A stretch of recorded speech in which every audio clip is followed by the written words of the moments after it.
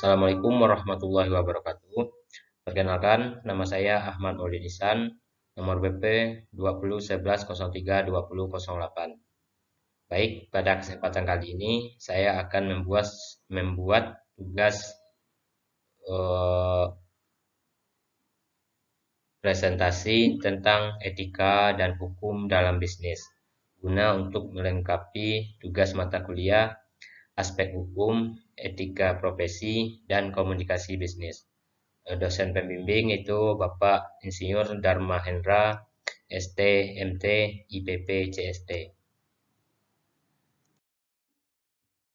Baik, langsung saja kita ke pembahasan pertama itu etika dan hukum dalam bisnis. Yang pertama itu etika dipandang sebagai state of the art hukum, yaitu di mana pedoman perilaku yang ada saat ini ditafsirkan ke dalam hukum dan digunakan sebagai pedoman selanjutnya untuk masa yang akan datang. Yang kedua, hukum akan mengkomodifikasi harapan dari etika dalam melaksanakan kegiatan bisnis. Meskipun disadari tidak semua harapan etika tersebut dapat dipenuhi oleh hukum.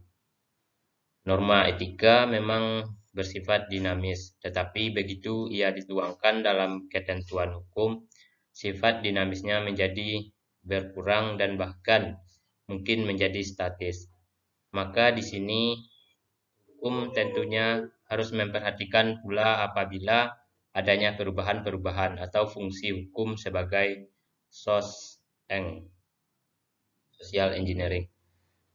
Poin yang ketiga itu pelaku bisnis mempunyai peranan dalam menumbuhkan bisnis yang berbudaya, bermoral, dan taat atau sadar hukum. Kesadaran hukum harus dapat merata di antara pelaku bisnis, para eksekutif, peta birokrat yang didukung pula oleh faktor lingkungan yang sehat dalam berbisnis. Sehingga budaya bisnis yang baik, sehat tetap terjaga dan terpelihara. Pembahasan selanjutnya itu etika bisnis berdasarkan nilai-nilai Pancasila. Perspektif Pancasila sebagai landasan pembentukan etika bisnis diperlukan untuk satu, pembentukan etika bisnis yang sesuai dengan kondisi bangsa, yang kedua itu penegakan demokrasi ekonomi yang sejalan dengan nilai-nilai Pancasila dan Undang-Undang Dasar 1945 dituangkan dalam pasal 33. Yang ketiga itu memberikan perlindungan pada usaha mikro kecil khususnya. Selanjutnya itu aliran dalam etika.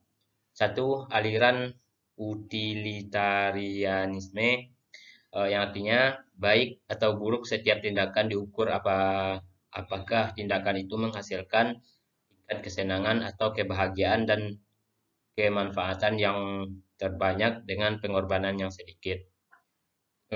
Aliran yang kedua itu aliran deontologi. Artinya di sini baik atau buruk setiap tindakan tidak diukur dari hasilnya, tetapi merupakan kewajiban moral atau tugas yang bersumber dari kehendak secara mandiri.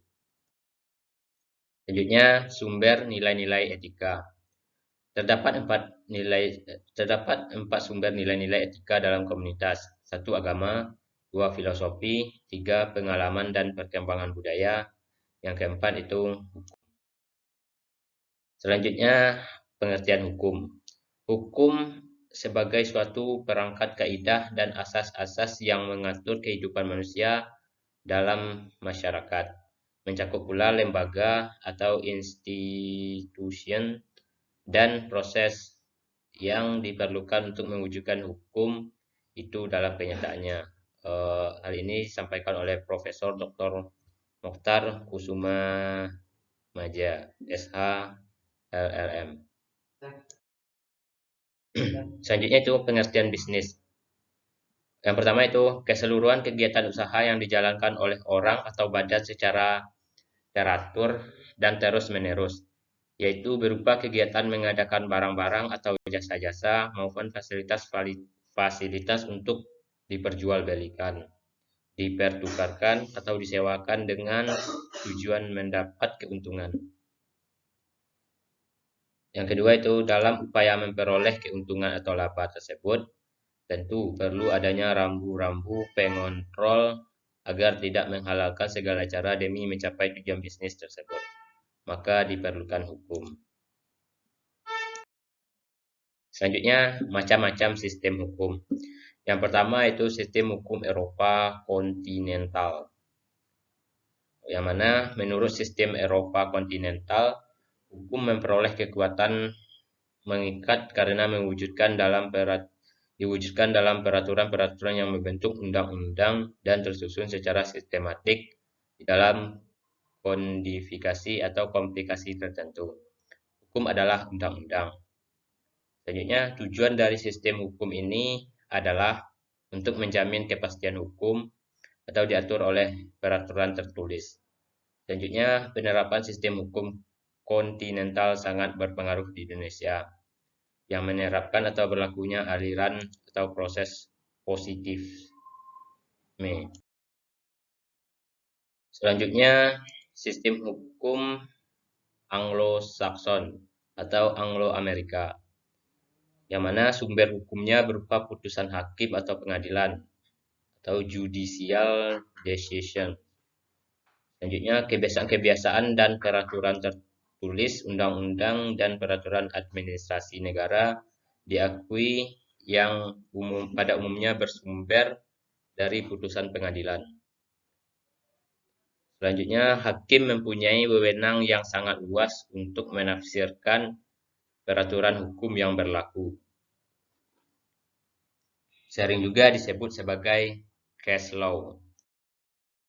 Yang ketiga itu sistem hukum adat, yang mana sistem hukum ini bersumber pada peraturan hukum tidak tertulis yang berkembang dan dipertahankan dengan kesadaran hukum masyarakatnya. Merupakan pencerminan kehidupan masyarakat, contoh hukum agraria. Yang keempat itu sistem hukum Islam, haji waris. Pembahasan selanjutnya itu kaidah atau norma dalam kehidupan bermasyarakat. Yang pertama itu kaidah agama, yang kedua kaidah kesusilaan, yang ketiga kaidah kesopanan, dan yang terakhir itu kaidah hukum. Selanjutnya itu pengertian hukum bisnis, yang mana artinya itu seperangkat kaidah-kaidah hukum yang diadakan untuk mengatur serta menyelesaikan persoalan-persoalan yang timbul dalam aktivitas antara manusia khususnya dalam bidang perdagangan. Kedua, serangkaian peraturan yang berkaitan secara langsung maupun tidak langsung dengan urusan-urusan perusahaan dalam menjalankan roda perekonomian. Hukum sebagai salah satu atau sarana alat pengawasan atau social control yang efektif untuk mengendalikan praktek bisnis yang tidak sehat. Sebab hukum menetapkan secara tegas apa yang harus dilakukan atau tidak boleh dilakukan. Serta bentuknya yang tertulis memberi rasa aman bagi para pelaku bisnis karena apabila terjadi pelanggaran sanksinya jelas. Selanjutnya, bisnis tidak bisa lepas dari faktor hukum. Tetapi hukum saja belum cukup untuk mengatur bisnis. Dalam hal ini pula didukung faktor lain seperti etika, bahkan pada taraf normatif. Etika mendahului hukum, mematuhi hukum dalam bisnis adalah suatu keharusan. Etika bisnis mendasari terbentuknya hukum substantif, bukan sebaliknya hukum yang membentuk etika bisnis. Etika sebagai bagian atau cabang dari filsafat atau umum yang mempelajari tentang tingkah laku manusia mengenai baik dan buruknya dalam kehidupan bermasyarakat. Filsafat hukum mempelajari tentang hakikat hukum, juga merupakan cabang filsafat atau khusus. Keduanya yaitu etika dan filsafat pada dasarnya sama-sama membahas mengenai aturan tingkah laku manusia dalam kehidupan masyarakat dan dipraktekkan dalam kehidupan bermasyarakat. Etika berkaitan dengan tentang apa yang benar dan apa yang salah. Sedangkan hukum cenderung dapat ditafsirkan sebagai masalah legal atau ilegal. Tidak semua etika diatur secara penuh oleh hukum, karena etika tersebut berkembang dalam kehidupan masyarakat yang mencerminkan pemikiran etis masyarakat dalam membangun etika bisnis, sedangkan hukum bersifat terbatas. Namun demikian, hukum harus dapat mengkodifikasikan harapan dari etika bisnis, meskipun disadari bahwa tidak semua harapan etika tersebut dapat dipenuhi seluruhnya oleh hukum. Pembangunan kultur bisnis yang sehat idealnya dimulai dari perumusan kembali etika dasar yang disepakati oleh semua pihak, yang digunakan sebagai norma perilaku sebelum aturan atau norma perilaku dibuat dan dilaksanakan. Norma atau aturan etika bisnis tersebut kemudian diwujudkan dalam bentuk hukum. Dalam hal ini, etika dapat dipandang sebagai state of the art hukum, yaitu merupakan pedoman perilaku yang ditafsirkan ke dalam hukum sebagai pedoman atau peraturan di kemudian hari. Pada dasarnya, norma bersifat dinamis begitu dituangkan dalam hukum sifat dinamisnya menjadi berkurang dan bahkan mungkin statis. Selanjutnya pembahasannya itu pemahaman bidang hukum. Pemahaman bidang hukum penting bagi seorang pengusaha atau entrepreneur, antara lain: 1. Keberadaan hukum atau undang-undang yang berhubungan dengan usahanya atau kegiatan bisnis. Yang kedua, hak dan kewajiban yang ditimbulkan oleh keberadaan hukum atau undang-undang yang bersangkutan. Yang ketiga, sanksi-sanksi yang akan terjadi terhadap pelanggaran hukum yang bersangkutan. Yang keempat, manfaat keberadaan hukum tersebut sebagai pertimbangan bagi pengusaha dan pihak-pihak lain yang terkait.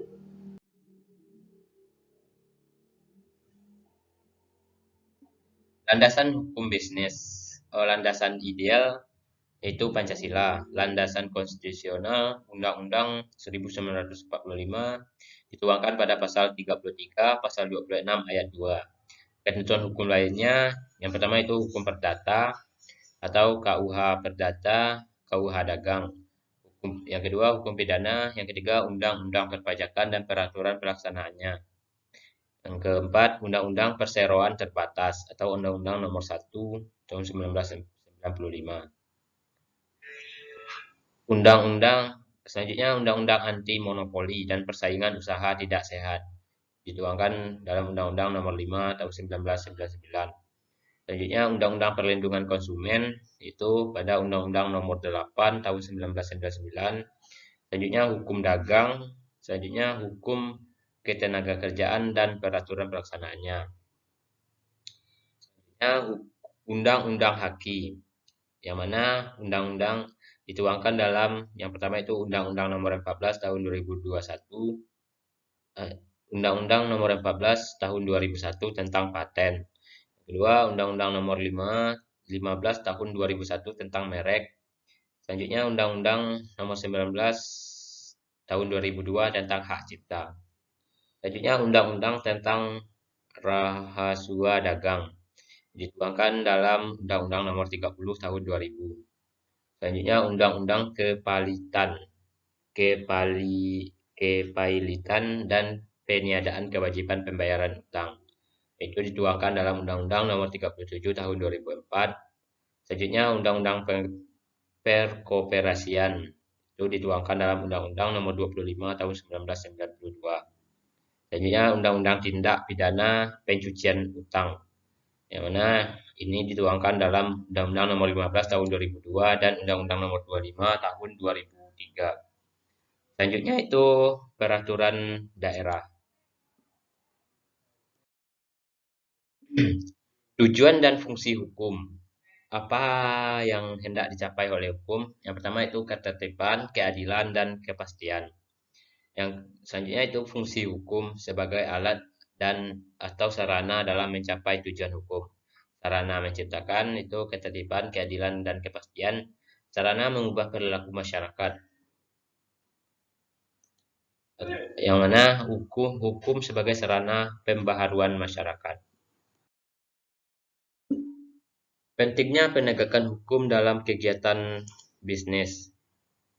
Penegakan hukum bahkan menjadi prasyarat bagi terciptanya pembangunan ekonomi atau bisnis.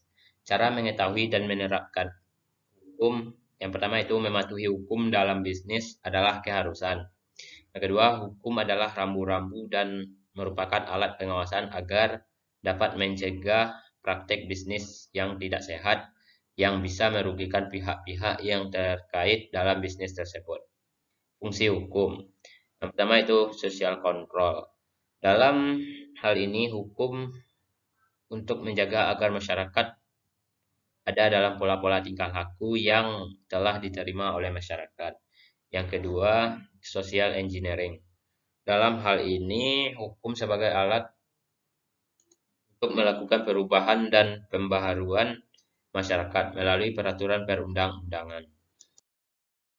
Kegiatan bisnis tidak lepas dari faktor hukum dan rambu-rambu hukum selain rambu-rambu etika bisnis. Perlunya pemahaman hukum agar terlindung dari praktik bisnis curang. Yang pertama itu sadar bahwa Indonesia adalah negara hukum dan di mata hukum manusia itu sama. Artinya tidak ada pengecualian. Yang kedua, memperhatikan pemberitaan media massa tentang rancangan undang-undang, pembahasan di DPR dengan pihak-pihak yang berkepentingan hingga disahkan sebagai undang-undang yang ditandatangani oleh Presiden dan dimasukkan dalam lembaran negara. Yang ketiga, undang-undang yang sudah disahkan saja tidak cukup. Dalam pelaksanaannya akan diikuti dengan dikeluarkannya peraturan pemerintah atau PP sebagai petunjuk teknis pelaksanaannya. Kemudian apabila menyangkut hal-hal detail dan teknis akan diikuti dengan dikeluarkannya keputusan Menteri atau Kepmen. Selanjutnya yang keempat itu mengetahui beberapa undang-undang yang berhubungan dengan masalah bisnis. Misalnya dengan cara membaca buku, majalah, atau koran yang memaparkan undang-undang atau peraturan pemerintah pusat dan daerah. Yang kelima, apabila tersangkut perkara yang menyangkut masalah hukum, baik perdata maupun pidana, untuk menghadapi jalannya perkara sejak pengaduan pemeriksaan sampai dengan ke pengadilan sebaiknya memanfaatkan jasa pengacara atau lembaga bantuan hukum atau LBH agar kita tidak dirugikan karena keterbatasan pengetahuan kita tentang hukum, jalur-jalur hukum, proses hukum, dan sebagainya. Yang keenam itu jangan mencoba-coba untuk mengelabui atau melanggar hukum, baik sengaja ataupun tidak disengaja, dengan sebab ketidaktahuan kita. Karena hukum harus tetap dilaksanakan atau diterapkan beserta sanksi-sanksinya. Yang ketujuh, dalam menerapkan usaha harus mengetahui syarat hukum yang menjadi landasan usaha tersebut beserta persyaratan yang terkait. Yang kedelapan, hati-hatilah dalam membuat perjanjian atau kontrak dengan pihak lain. Jangan sampai kita dirugikan atau kena jebakan yang secara hukum adalah sah sifatnya tetapi secara faktual sangat merugikan kita. Atau membuat perjanjian yang akan melanggar hukum. Mintalah nasihat atau saran dari penasehat hukum dan dari yang sudah berpengalaman. Yang kesembilan, menjadi anggota asosiasi dagang atau perusahaan sejenis yang banyak manfaatnya bagi perlindungan dan kemajuan usaha, misalnya Inkindo, Gapensi, Akli, ASEPI, dan sebagainya. Yang ke-10, baca dan simaklah kasus-kasus hukum aktual yang meliputi pelanggaran hukum oleh pengusaha, perselisihan hukum di antara pengusaha yang dimuat di surat kabar, majalah, buku, dan lain-lainnya. Agar kita bisa mengambil pelajaran dan manfaat dari kasus-kasus tersebut. Subjek dan objek hukum. Subjek hukum adalah setiap pendukung hak dan kewajiban atau mempunyai kewenangan hukum. Subjek hukum terdiri dari Yang pertama itu manusia atau orang, yang kedua itu badan hukum. Objek hukum adalah segala sesuatu yang bermanfaat bagi subjek hukum, mempunyai nilai ekonomis dan dapat dikuasai. Objek hukum atau benda, baik benda berwujud, benda tidak berwujud, benda bergerak, maupun benda tidak bergerak. Objek hukum dan lembaga penjaminan dan peralihan hak. Yang pertama itu lembaga gadai, yang kedua fidusia, selanjutnya hak tanggungan atau benda tidak bergerak seperti hak atas tanah yang diatur dalam Undang-Undang PA nomor 5 tahun 1960 seperti hak milik, HGB, HGU, dan hak pakai. Selanjutnya itu APHT atau Akta Pemberian Hak Tanggungan.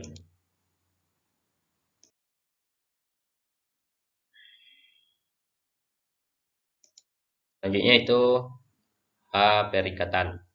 Pengertiannya itu perikatan adalah hubungan hukum antara kedua pihak. Pihak yang satu berhak atas prestasi dan pihak lainnya wajib memenuhi prestasi tersebut. Unsur-unsur perikatan. Satu, adanya hubungan hukum atau yang menimbulkan akibat hukum yang timbulnya hak dan kewajiban. Yang kedua, adanya pihak-pihak atau debitur dan kreditur. Yang ketiga, adanya prestasi. Yang mana yang pertama itu berbuat sesuatu, tidak berbuat sesuatu, dan memberikan sesuatu. Sumber perikatan. Yang pertama itu ketetapan undang-undang, yang kedua perjanjian. Perjanjian di sini memiliki arti perbuatan hukum antara satu orang atau lebih mengikatkan dirinya terhadap suatu orang lain atau lebih. Dalam pasal 13 KUH Perdata. 13 KUH Perdata. Bentuk-bentuk perjanjian. Yang pertama itu tertulis, yang kedua itu tidak tertulis. Selanjutnya itu asas perjanjian. Yang pertama itu asas kebebasan berkontrak, dituangkan dalam pasal 1338 KUH Perdata. Kedua, asas konsensualisme. Ketiga, asas pacta sunt servanda atau asas kepastian hukum. Yang keempat, asas kekuatan mengikat. Yang kelima, asas kepastian hukum. Yang keenam, asas moral. Yang ketujuh, asas kebiasaan. Yang kedelapan, asas kepatutan. Yang kesembilan, asas keseimbangan. Yang kesepuluh, asas kepercayaan. Yang ke-11, asas itikat baik atau good law. Syarat-syarat sahnya perjanjian. Berdasarkan pasal 1320 KUH Perdata, yang pertama itu adanya kata sepakat dari pihak-pihak. Yang kedua, pihak-pihak dinyatakan cakap hukum. Dan ketiga, objeknya tertentu. Dan yang keempat, adanya sebab yang dihalalkan. Poin 1 dan 2 merupakan syarat subjektif dan poin 3, 4 merupakan syarat objektif. Macam-macam perjanjian. Yang pertama itu perjanjian konsensus, yang kedua perjanjian formal, yang ketiga perjanjian real.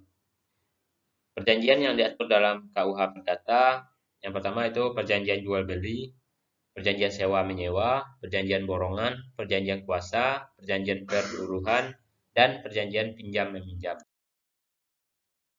Perjanjian yang diatur di luar KUH Perdata. Yang pertama itu perjanjian sewa, beli, atau leasing. Yang kedua perjanjian joint venture. Yang ketiga perjanjian waralaba, dan lain-lainnya. Selanjutnya perjanjian baku atau standar kontrak adalah perjanjian yang isinya dibuat atau disusun secara sepihak. Ciri-ciri perjanjian baku antara lain: satu, isinya perjanjian dibuat atau ditentukan secara sepihak oleh kreditur yang posisinya relatif kuat. Yang kedua, debitur tidak turut dalam menentukan substansi kontrak. Yang ketiga, debitur cenderung untuk menerima isi kontrak karena kebutuhan. Selanjutnya dibuat secara tertulis. Dan yang terakhir, format dipersiapkan terlebih dahulu, isi dan formatnya. Itu massal ataupun individual. Contoh perjanjian baku itu perjanjian kredit, perjanjian asuransi, dan lain-lainnya. One prestasi dan force majeure. One prestasi atau perbuatan ingkar janji. Bentuk dari one prestasi yaitu tidak melakukan apa yang telah disanggupinya. Yang kedua, melaksanakan isi perjanjian tetapi tidak sebagaimana mestinya. Yang ketiga, melaksanakan perjanjian tetapi terlambat. Dan yang keempat, melakukan yang ternyata tidak boleh dilakukan. Penetapan one prestasi dengan cara somasi. Force majeure. Force majeure atau overmax adalah suatu keadaan darurat atau debitur tidak dapat melaksanakan perjanjian yang disebabkan bukan kesalahan debitur. Yang kedua, akibat hukum dari force majeure timbul resiko yaitu kewajiban memikul kerugian yang disebabkan adanya kejadian di luar kesalahan salah satu pihak. Siapa yang bertanggung jawab terhadap risiko yang timbul? Tanggung jawab ini tanggung jawab sosial perusahaan.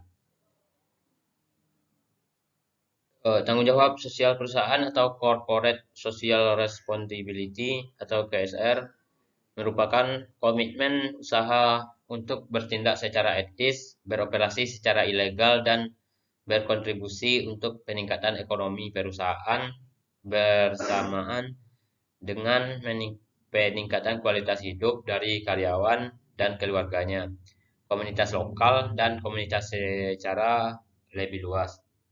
CSR merupakan The World Business Council for Sustainable Development atau WBCSD, yaitu komitmen bisnis untuk berkontribusi dalam pembangunan ekonomi berkelanjutan, bekerja dengan karyawan perusahaan tersebut, komunitas-komunitas setempat atau lokal, dan komunitas secara keseluruhan dalam rangka meningkatkan kualitas kehidupan.